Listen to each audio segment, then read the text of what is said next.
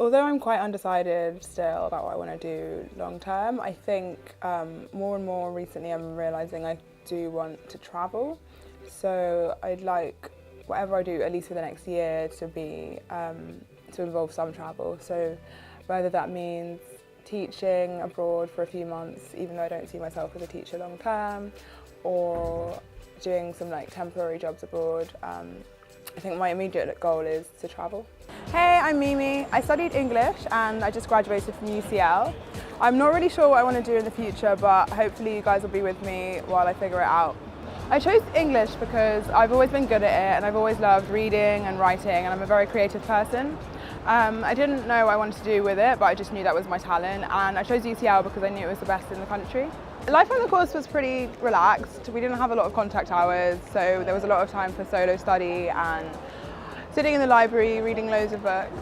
The funny thing is I didn't really have any ambitions at the start because I kind of never really knew what I wanted to do. I kind of hoped that I would figure out my ambitions as the course went on, and I'm still sort of figuring it out and waiting for the light bulb moment. I'm kind of interested in so many different things, but I don't know what my passion is. So I'm really interested in finance. I don't know if that's because I spent so long with words, and I also used to love maths, so maybe I kind of want a sudden change. But then I'm also kind of like, I've been to a few talks on law, and that interests me as well. So at the moment I'm trying to think, although I have lots of interests, what I'd be really, really good at.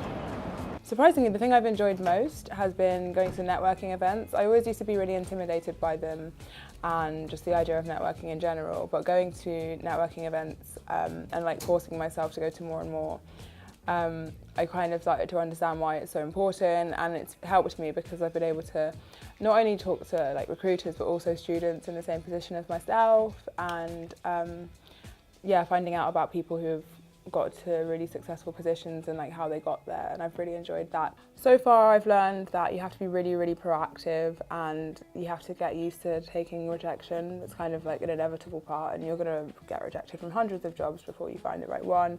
So I guess the main thing I've learned is not to fear rejection, which I used to really struggle with, and just put yourself out there, and if you don't get the job, it doesn't matter.